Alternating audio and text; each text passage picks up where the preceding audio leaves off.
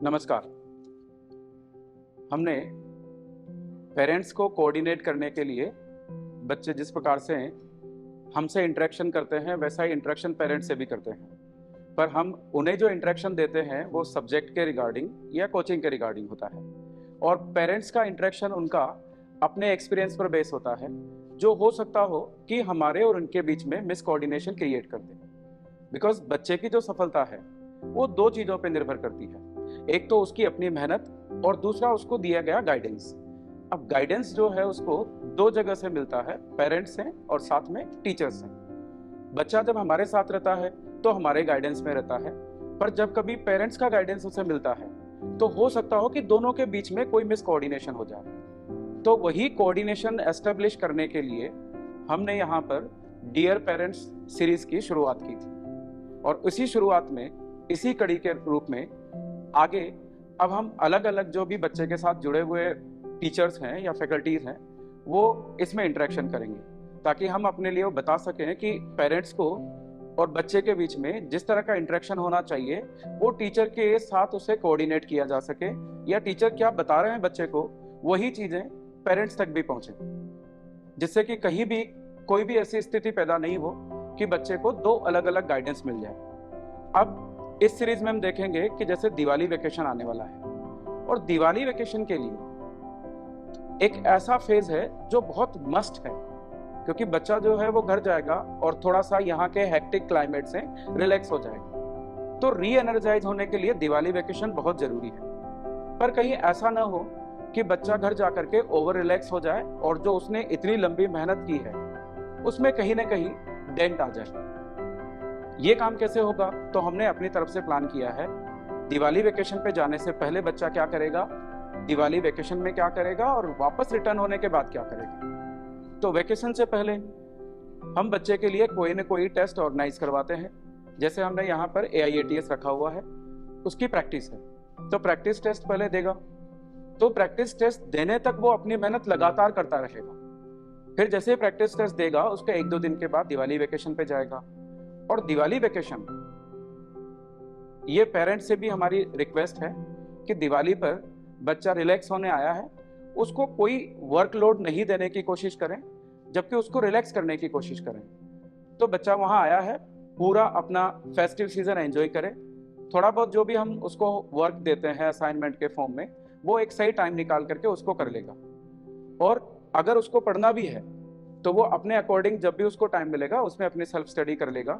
वहाँ कहीं भी प्रेशराइज करने की जरूरत नहीं है, क्योंकि वो रिलैक्स तभी होगा जब वो अपने अकॉर्डिंग पूरे फेस्टिव सीजन को एंजॉय करेगा। अगर वो पढ़ता है तो उसके लिए पढ़ने का सुटेबल टाइम जो हम प्रेस्क्राइब करते हैं वो यूजुअली होता है कि अगर अर्ली मॉर्निंग में लाइक 5 to 9 और 10 तक, इस ड्यूरेशन में ज़्यादा मीन्स डिस्टर्बेंस नहीं होता है, तो बच्चा उस टाइम पर अपनी सेल्फ स्टडी कर ले, थोड़ा बहुत वो पढ़ाई करे, जिससे कि ऐसा भी ना रहे कि उसको जो ब्रेक का पीरियड मिला है या फेस्टिव सीजन का टाइम मिला है जिसमें उसे री एनर्जाइज होना है, वो उस केस में थोड़ा पजल्ड हो जाए। फिर तुरंत दिवाली के बाद लौटने के बाद हम फिर से एग्जाम रखेंगे, और वो ये जानने के लिए कि बच्चा अगर अपने ब्रेन को रिलैक्स रखता है और बहुत ज़्यादा इमीडिएट स्टडी नहीं करता तो उसके रिजल्ट पर कितना इफेक्ट पड़ता है। और ये हमने हर बार नोटिस किया है कि जब भी बच्चा रिलैक्स होकर के एग्जाम देता है, अननेसेसरी के बर्डन्स को छोड़ करके, तो उसका रिजल्ट डेफिनेटली अच्छा आता है। तो दिवाली के बाद जैसे ही वो लौटेगा, यहाँ पर हम एग्जाम कंडक्ट करवाते हैं और दिवाली में उसको इतना ही टारगेट देते हैं कि जो एग्जाम आपका दिवाली के बाद होना है बस आप उसकी तैयारी करें। बहुत सारा कंटेंट लेके नहीं जाएं, नहीं तो यूजुअली हर बार होता है कि बच्चे यहाँ से बहुत सारा कंटेंट लेके जाते हैं, सारे बुक्स, सब नोटबुक्स, स्टडी पैकेज सब पैकेट में बांध करके ले जाते हैं, और जब इतना कंटेंट लेके जाते हैं तो जब रिटर्न होते हैं तो वापस वही सारे यही आके ओपन करते हैं। तो छोटा टारगेट दें, और दिवाली में वो एंजॉय करने के लिए आया है, बहुत ज़्यादा उसको मीन्स प्रेशराइज नहीं करें कि आपको तो पढ़ाई करनी है, क्योंकि उसका फिलहाल खुद को रिलैक्स करना ज़्यादा जरूरी है। दिवाली के बाद जैसे लौटेगा हमारे पास पूरा ही एक अलग फेज शुरू हो जाता है, जो दिवाली से पहले से टोटली डिफरेंट होता है। दिवाली से पहले सिर्फ क्लासरूम स्टडी होती है और नॉर्मल जो हमारे FT या फिर AIATS होते हैं वो कंडक्ट होते हैं। पर दिवाली के बाद चीज़ें बदल जाती हैं। बच्चे का भी सोचने का तरीका बदल जाता है, क्योंकि उसको अभी प्रैक्टिकल्स भी देने होते हैं, बीच में प्री बोर्ड्स भी देने होते हैं और फिर बोर्ड भी देना होता है। तो बाद के 6 महीने का जो पीरियड है उसमें ऐसे छोटे छोटे हर्डल हैं। प्रैक्टिकली देखा जाए तो इनको हम हर्डल नहीं मानते। ये वो चीजें हैं जो बच्चे को डायरेक्टली और इनडायरेक्टली नीट में हेल्प करेगी। तो जैसे ही बच्चा दिवाली के बाद आता है, हम उसे प्रैक्टिकल्स की तैयारी भी करवाते हैं। यहाँ पर कुछ प्रैक्टिकल लैब्स होती हैं, वो हम उसे विजिट करवाते हैं। और प्रैक्टिकल्स का बेनिफिट बोर्ड के अलावा नीट में कैसे मिलेगा उसके रिगार्डिंग कोऑर्डिनेट करते हैं। तो दिवाली के बाद एक अलग कंडीशन शुरू हो जाती है जो उसको सीधा नीट से कनेक्ट करेगी, चाहे वो डायरेक्टली हो या इनडायरेक्टली हो। उसके बाद अगर प्री बोर्ड आता है तो प्री बोर्ड बोर्ड की प्रिपरेशन है, और डेफिनेटली बोर्ड हमारे लिए बहुत इंपॉर्टेंट है। उस मायने में नहीं जिस मायने में हम पहले से उसे जानते हैं कि बहुत ज्यादा मार्क्स लाने हैं और इतना परसेंटेज आना चाहिए। बोर्ड हमारे लिए इंपॉर्टेंट इसलिए है क्योंकि बोर्ड जब हम देते हैं तो बेसिकली नीट की प्रिपरेशन होती है। नीट में ऑब्जेक्टिव पैटर्न होता है और बोर्ड में सब्जेक्टिव पैटर्न है, बट अल्टीमेटली दोनों ही सिचुएशन में जो उसका कंटेंट है जो नीट में आने वाला है उसकी बहुत अच्छे से प्रिपरेशन होती है। तो बोर्ड अगर देखा जाए तो 12th वाले बच्चे के लिए हर्डल नहीं है, वो नीट में सक्सेस की एक गारंटी है। क्योंकि जिसका जितना अच्छा बोर्ड होगा ऑब्वियसली नीट एग्जाम भी उसका उतना ही अच्छा होगा। तो दिवाली के बाद हमारा फोकस बोर्ड एग्जाम के लिए और बढ़ जाता है। यहाँ पर हम सब्जेक्टिव एग्जाम करवाते हैं, टाइमली उनकी नोटबुक्स चेक करवाते हैं, और नोटबुक्स में जहाँ भी उनकी मिस्टेक्स होती है उसके रिगार्डिंग इंडिविजुअल एक एक बच्चे को अलग बुला करके उसके रिगार्डिंग गाइड करते हैं कि कौन सा जो पोर्शन है आपका वो वीक है, या कौन से चैप्टर में कौन सा टॉपिक आपका वीक है। ये फाइंड आउट करने में जो सब्जेक्टिव एग्जाम है वो बहुत अच्छे से हेल्प करते हैं। और दिवाली के बाद हम सब्जेक्टिव एग्जाम पर एक्स्ट्रा फोकस करना शुरू कर देते हैं। तो दिवाली के बाद जो मैंने कहा कि चीजें बदलती हैं।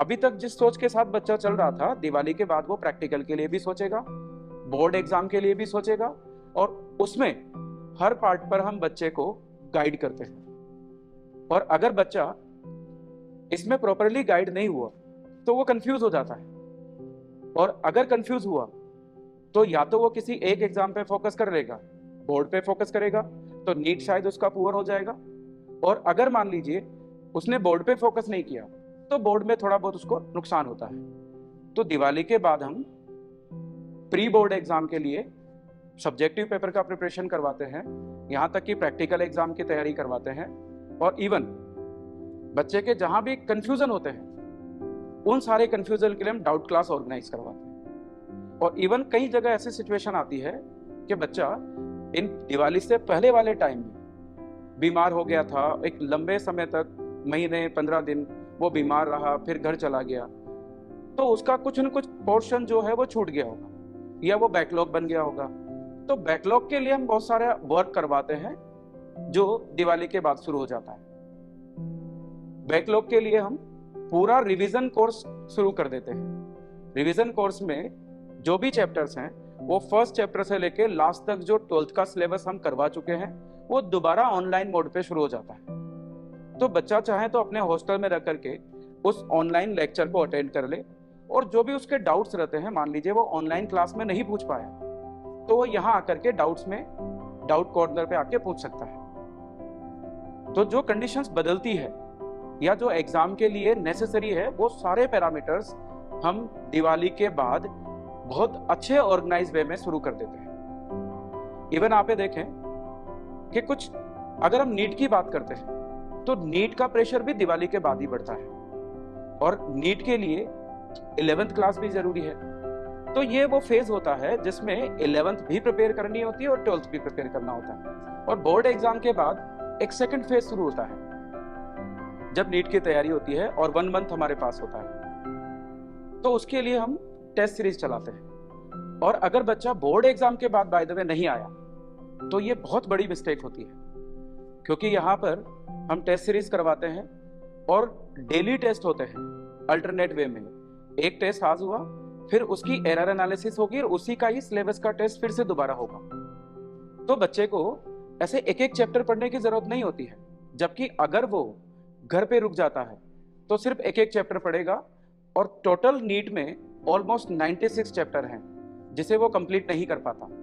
पर अगर टेस्ट के थ्रू वो अपने मिस्टेक्स को फाइंड आउट करेगा, जितने टेस्ट में गलतियां करेगा उतनी उसको अपनी गलतियां समझ में आएगी और उनको वो इम्प्रूव कर पाएगा। तो ओवरऑल पेरेंट्स से एक सिंपल सी रिक्वेस्ट है कि बच्चे को दिवाली के बाद एक अलग हमें माहौल देना होता है और हर जगह उसे गाइडेंस की जरूरत पड़ती है, चाहे वो प्रैक्टिकल एग्जाम हो या चाहे बोर्ड एग्जाम हो या फिर बोर्ड एग्जाम के बाद का प्रिपरेशन हो।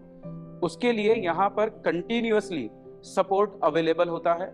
अदरवाइज कई बार बच्चे जो हैं वो सपोर्ट नहीं मिलने की वजह से अपना परफॉर्मेंस जो इतने मेहनत से उन्होंने बिल्डअप किया था वो बिगाड़ लेते हैं। तो अल्टीमेटली कुछ चीजों पे अगर हम फोकस करें तो एक कॉमन सी बात निकल के आती है कि दिवाली के पहले जो प्रिपरेशन हुआ है वो एक प्रैक्टिस जैसा है, एक्चुअल जो प्रिपरेशन होगा वो दिवाली के बाद वाले फेज में होता है और हर जगह उसे एक कंटिन्यूअस गाइडेंस की जरूरत होती है और गाइडेंस ऐसा जिसमें कहीं कोई दो राय नहीं होनी चाहिए। इवन जैसे पेरेंट्स का गाइडेंस अलग हो जाता है कई बार और टीचर्स का अलग। तो ये जो सीरीज है ये दोनों के एक मत होने के लिए बनाई गई है जिससे बच्चे को एक यूनिलेटरल गाइडेंस मिले। तो आई थिंक यहां पर एक बात क्लियर हो जाती है कि दिवाली के बाद का जो समय होता है वो बहुत क्रूशियल होता है, बहुत इंपॉर्टेंट होता है। इसको जो बच्चे जितने अच्छे से टैकल कर पाते हैं नीट में सक्सेस होने के चांसेस उनके कई गुना बढ़ जाते हैं। Thank you.